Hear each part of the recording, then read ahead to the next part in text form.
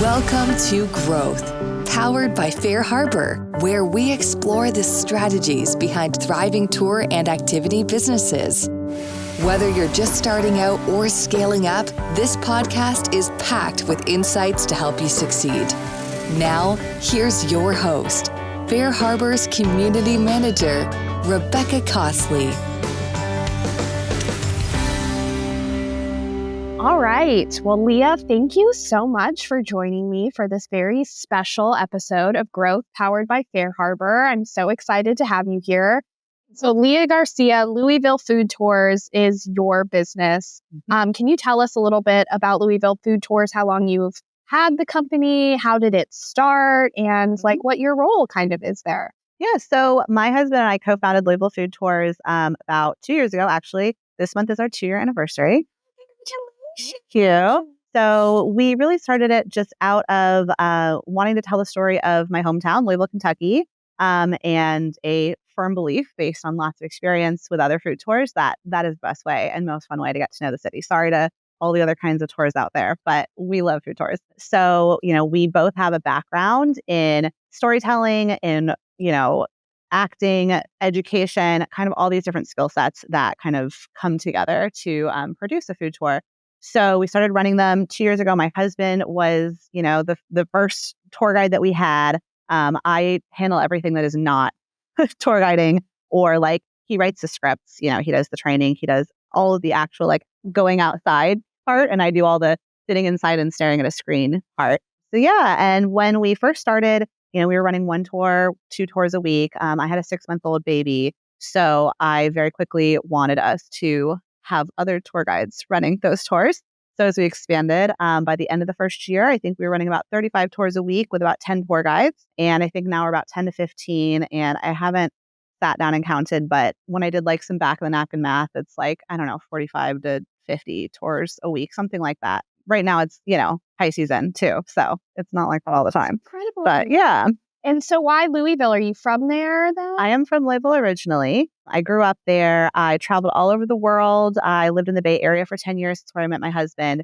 And just going to all these places all over the world, there's always that one city that you fall in love with, that one place that is just sort of your soul place. And for me, that's Louisville. I just feel like, the Ohio River water just runs deep in my veins.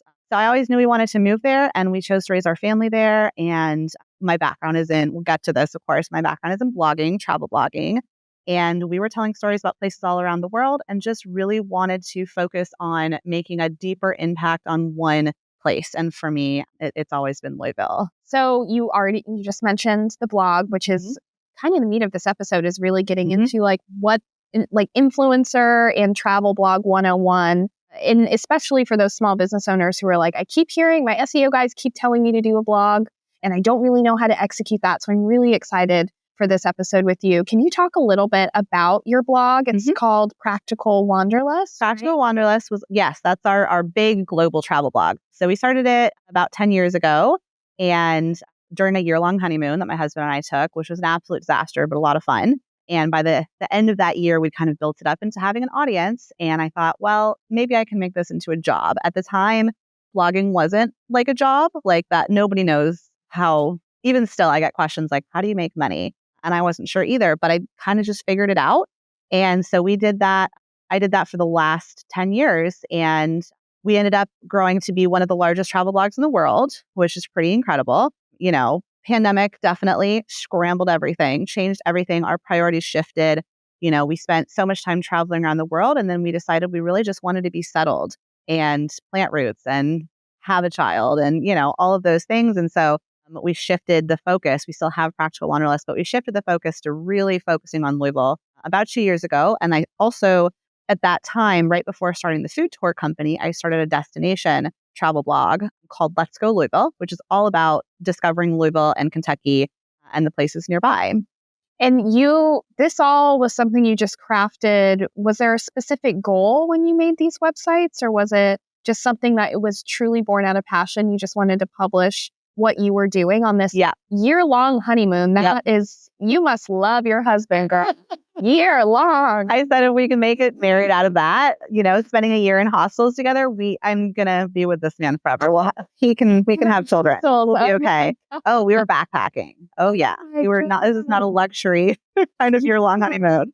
No, it was great actually. Is it born out of like passion, or did you make it with like a goal? I really didn't have a goal in mind when I made it. My goal, I guess, was because I knew everybody was going to be asking me what we were doing. And I thought this would be the most efficient way to tell everybody without having to retell the same story over and over again. I was like, I'll write it. I love writing. So I started like a dinky free, I think it was a blogger site when I first started. I mean, this, it didn't look good.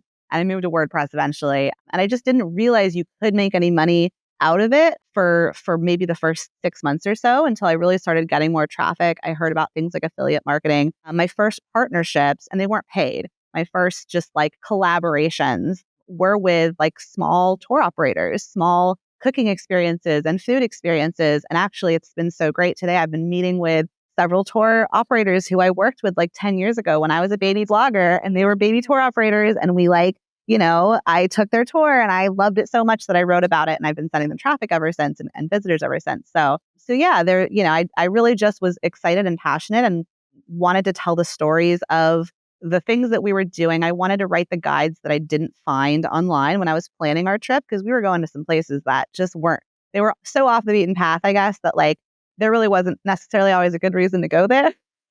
But also like, if you do want to go there, here's what to do and where to stay, or just the more helpful guides. There were a lot of vague guides out there that sort of just said, oh, go here, it's fun, but didn't tell you how to go there and exactly what steps to take and what to do when you're there and how to plan your itinerary, just the really nitty gritty stuff.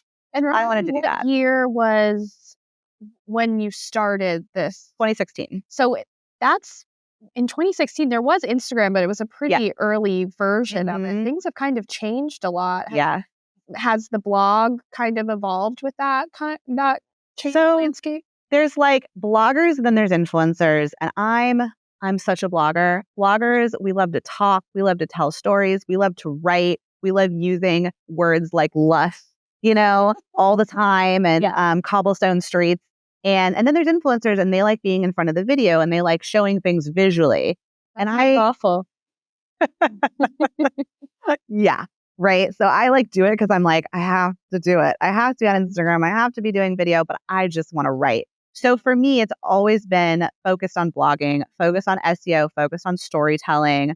And I was on Instagram, but I'm a late adopter to like TikTok and all the sort of video content. I think our photos are great, and I have video content. I have those skills and everything, but it's not something that I wake up and I'm like, let me just, do my hair and film a video. Right. That's like pulling teeth for me. Right. Well, I always say that social media is obviously so helpful. And I personally am in kind of like the zillennial camp of that. I do use a lot of TikTok SEO to find stuff for my vacations personally.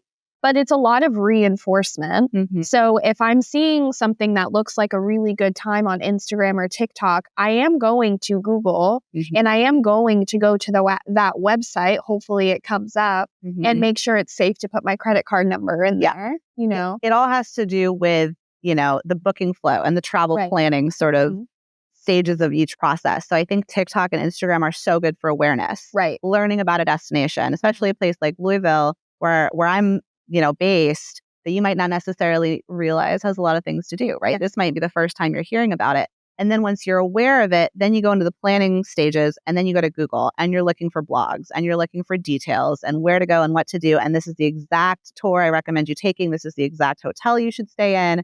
And I'm going to do all the work for you. Not a lot of people, or not as many people. I think it's changing when it comes to travel. I think people have their credit cards out ready to buy products on TikTok and Instagram, but are not as ready to book a hotel or a flight or even a tour when they're browsing on social media. Yeah. So blogging is really, to me, still a very important part of the very bottom of that funnel when they're ready to buy. And it's rooted in SEO blogging. I mean, how do you decide what content to include? I guess I'll ask that question in two different branches. So how do you know for your business blog versus Practical Wanderlust? How does that SEO practice kind of differ when you're writing this content? Honestly, it's very similar. We do keyword research. So we sort of have an idea, a theory, I guess, a hypothesis, if you want to be sciencey about it. Ooh. And then we go and sort of explore.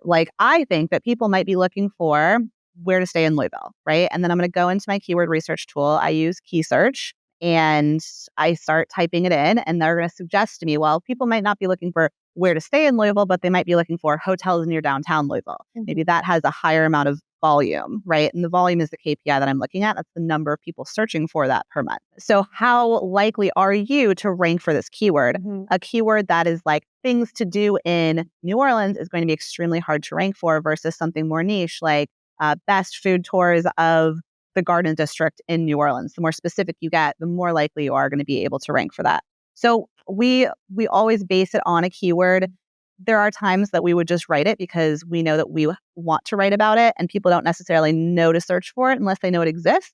But we are not going to be expecting that content will rank well or drive traffic well. We're going to send it out via email marketing or via some other kind of form of content distribution at that point. Wow, that is a lot of thinking, a lot of research. How do you content plan, I guess, when you're content planning for your business specifically? Because obviously you have a passion for food, you have a passion for travel. And as creatives, I like to consider myself a creative. And as creatives, when things are rooted in passion and we get to write about those things, it comes so naturally. Whereas I think when people are writing a blog, in my experience, my listeners are like, girl, you say this every episode, but I was on the account management team for a little while.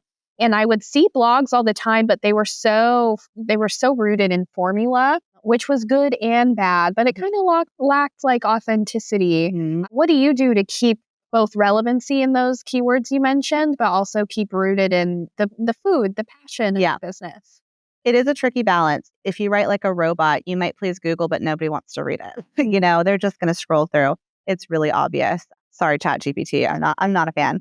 But the SEO and the keywords are all about getting people to click onto you, right? On the SERPs, which are the search results, you want to be the one that they click into, but then it's up to you to hold their attention. So that's where all the personality and the passion needs to come through. And really, you got to kind of hit them in the face with it right away, right? Like that first couple of paragraphs, your personality needs to come out.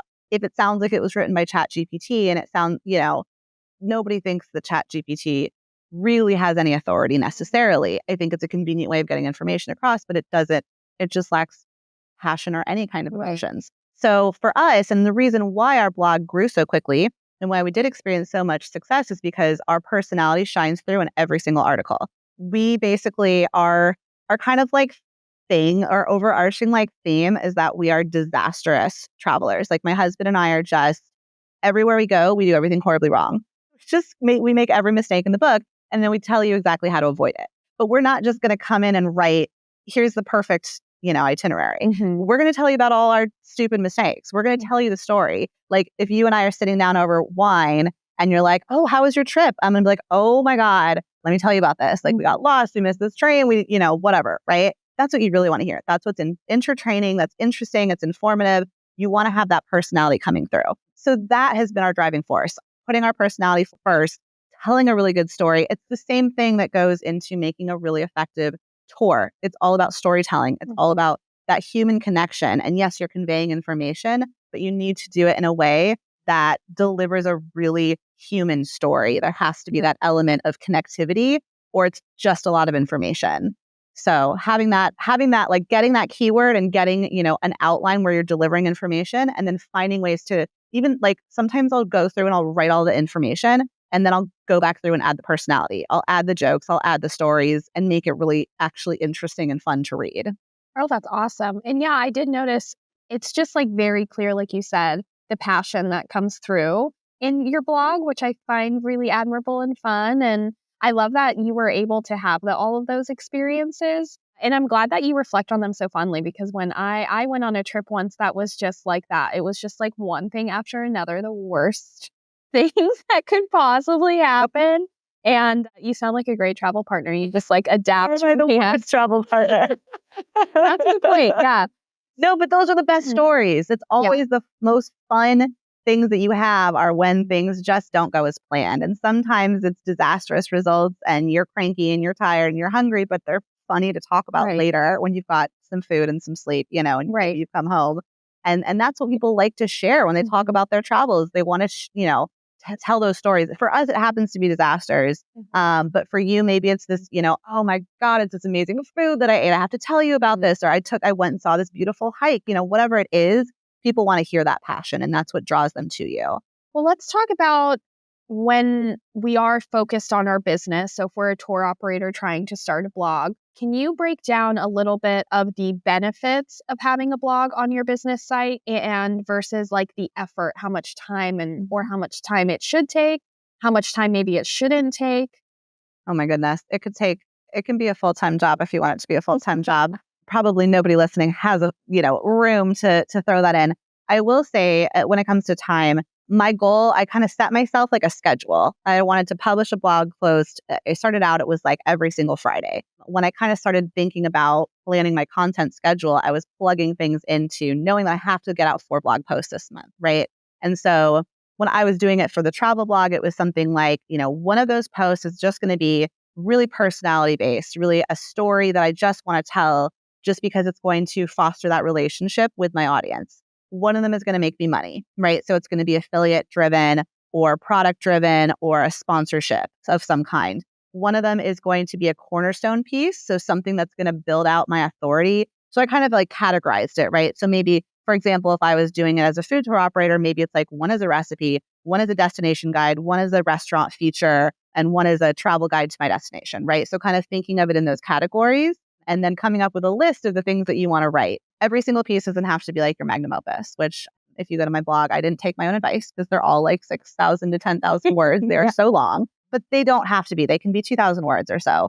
Too short and you're not really doing much, but too long and you're doing too much. You're doing too much. Yeah, people are not really reading every single thing. So yeah, coming up with all those content pieces, doing a little bit of keyword research. I wouldn't spend a ton of time doing keyword research. When you find a keyword that you want to write about, you feel like you're prepared to sit down and write it. You can have a conversation about it, right? And there are enough people looking for it, like maybe at least 100 or 200 searches a month. Like put it on your list. Great. Whatever's easiest for you to bang out is the first one that you should do.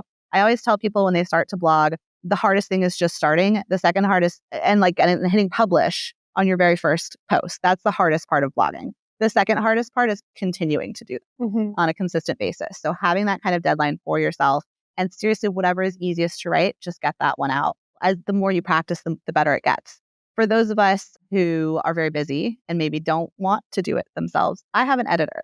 So at this point, I've been blogging for years and he's actually been working with me for years as well. So he manages the blog side of things. He manages our content calendar. And you asked about content planning. For us, we're thinking about 6 months out because that's about how long it's going to take Google to rank it and for it to start to get some traction so that when you're looking for something that may have some seasonality, it'll be in the SERPs about 6 months later. So if someone is thinking, okay, I'm going to start a blog and they're following your advice on like, okay, I have the time to do this at this cadence.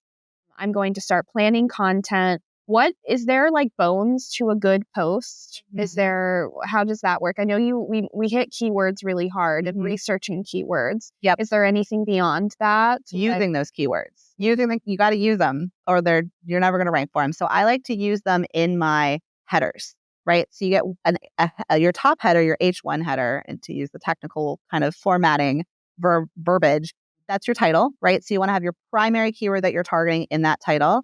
And then your outline is going to be things that sort of relate to that. So I'll give you an example. If I'm writing a blog post to where to stay in Louisville, Kentucky, my main keyword is where to stay in Louisville. That's going to be in my title of my blog post.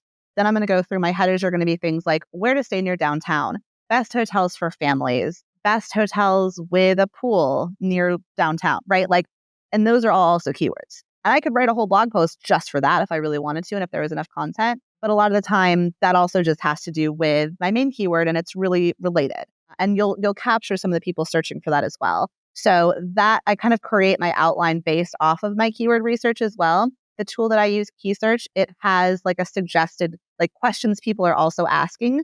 But you can also just Google it and Google also tells you all these questions. And those are based off of what people are Googling as well. So kind of including that and making sure you're hitting all the answers that are related to the blog post that you're writing, that really becomes your outline. So it ends up just being like a couple of paragraphs of introduction, which again, ChatGPT is perfectly fine for it, but get that personality in as soon as you can to hook people in. So they're like, okay, I'm actually going to read this. I'm not just going to scroll and look for the answers. And then all your headers and all your different sections. And then just a little conclusion where I kind of am like, hey, you can also, go book my tour or follow me on social or subscribe to my email newsletter, that kind of thing. Amazing. Thank you. That's so helpful. So we've talked about creation, we've talked about passion. Now we know kind of the bones of where to start in having an effective blog.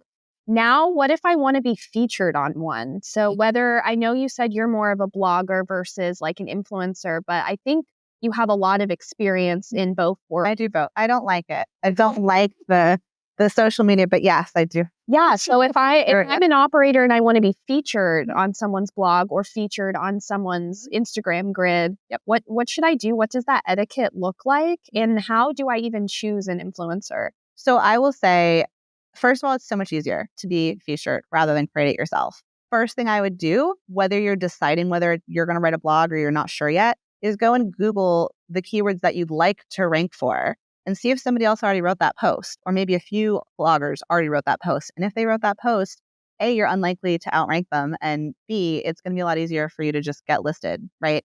You just have to ask. When you're reaching out, let's say that you Google your keyword, best food tours in New Orleans, right? And you find an amazing blog that you really want to rank for, send them an email and say, hey, like I have this food tour. I think it would be a great addition to your site. And then give them a reason for adding it, give them kind of a motivation. So if they're a local blogger, offer to bring them on the tour, but also offer to give them an affiliate link that's going to pay them every single time somebody books it. There are a few ways to do that, right? So you can use FareHarbor's built-in affiliate tool if you're familiar with it.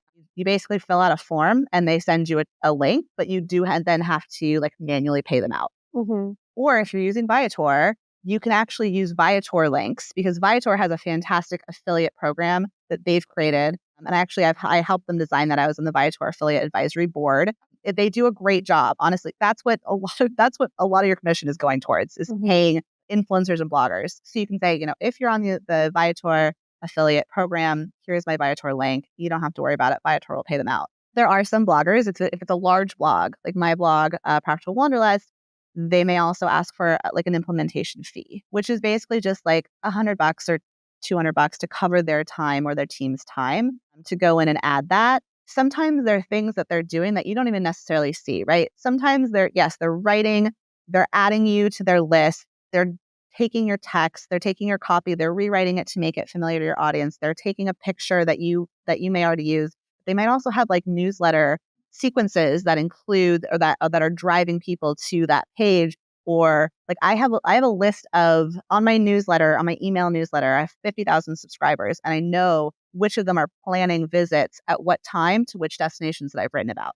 So I can actually go in and say to this section of my email list that's currently planning a trip to New Orleans, I'm going to add you into my email about food tours in New Orleans because I know that you're ready to book right now because it's about a month out from your trip, right? So, and that's all part of I've already done that work, right? So when you go to a blogger that's already done that, you're taking the shortcut. So that's what that fee covers, right? Is access to all of those kinds of things behind the scenes. Lots of small bloggers are kind of just happy to get, 5 to 12% commission. And some people might ask for a fee. And so I would be prepared to offer that and be open to that in the conversation. It's hard for bloggers to ask for money. It's just an awkward conversation. So sometimes I like to leave it really open and let that be a natural next step. So I'll say something like, I'd really like to be featured on your website. I think we'd be a great fit from your visitors. Can you let me know what the next steps are for doing that, right? So that they can then come back with a media kit or a rate sheet or tell me exactly what that would be like. When it comes to working with influencers, Google's easy because you can just go and search for the keywords you want to be ranking for. When it comes to influencers, you have to do a little bit of scrolling. You have to do a little work. You have to go look at your location and find who are the local influencers that are consistently kind of featuring your destination. Because when it comes to influencers, if they've already visited the place, they're gone, right? They may or may not be coming back unless they live nearby. And so getting them to actually feature you, they don't have the content for that. You may not be able to provide the content. Nobody likes to use somebody else's content. If they're gone, they're gone, right? So if they've already gone there and written about it on a blog post, fair game, ask them to add you, right? But when it comes to social, I would target local influencers. Okay. Find the destination-specific influencers that are either in your region, in your city, driving distance to your city. They're all targeting your target audience, and you're going to get a lot more locals looking as well, but also people who are planning trips to your destination. They're looking at those local. And is that through influencers. like a location tag on Instagram? That helps. Local hashtags. I would go to your like DMO, like your visitor center, right? What hashtags are they using? Oftentimes there's like a hashtag that the visitor center has created. So ours is like hashtag Louisville Love. So who's using that, right? And once you start searching for it, the algorithms are real smart and they'll start delivering that content to you. So your feed will be full of local content about your destination because they know. And they're looking at your geographic location in your phone too, and they're connecting you with people nearby. But so sort of like find a like group of influencers that are posting about your location, whatever size they are, it's sometimes very surprising. A small following doesn't necessarily mean low reach. Yeah, I hear that. Especially on TikTok. Yeah. TikTok.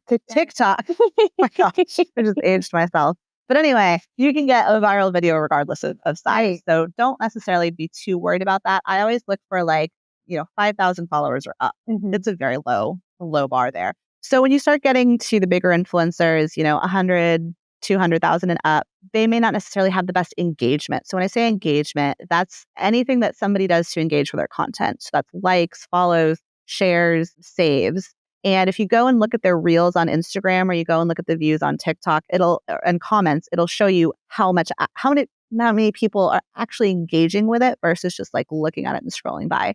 So you want to see a healthy level of engagement. And I would take a look at some of those comments and make sure that they're in your target market. There is an example. I was speaking at the Viator conference about content creation last week, and somebody raised their hand and they said, I tried to work with this big influencer. She's like a supermodel. She has all these 100,000s of followers. And then it turns out all of her followers are just like teenage boys.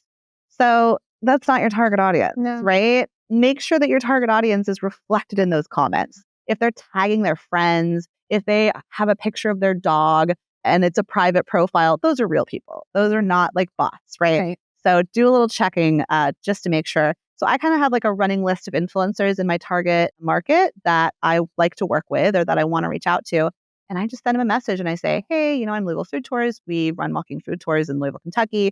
We'd love to have you come experience a tour. Can you let me know what would be the next steps? Or are you interested in partnering with us? Mm-hmm. A lot of them are just super down to do it for free because it's fun. And a lot of influencers are not in it for the money and are not making any money. So they're happy to just come and do it. And I let that conversation be very kind of relaxed and natural. I don't offer them money before they ask for it, but I also leave that door open for them. I don't want to make it super weird for them. Bigger influencers will usually say okay, here's my media kit. And that'll usually have a breakdown of the information about their audience that I'm looking for, demographics, age, some KPIs when it comes to engagement, and their rates, right? So then I can decide, what do I really want out of this partnership? Is it just a single reel on Instagram, or do I also want it on TikTok? Do I want some stories? Do I want those stories to have a link that they can click through? And when you're paying influencers, you get to have a say in those kinds of things.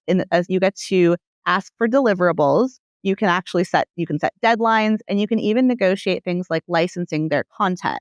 So that means that beautiful video that they created, you can ask for them to tag you as a collaborator, and you can also then download that video or ask them to send it to you and use it in paid ads later. And that's incredibly valuable and well worth the fee. You're going to be paying a videographer or photographer a lot more than you're going to be paying that influencer.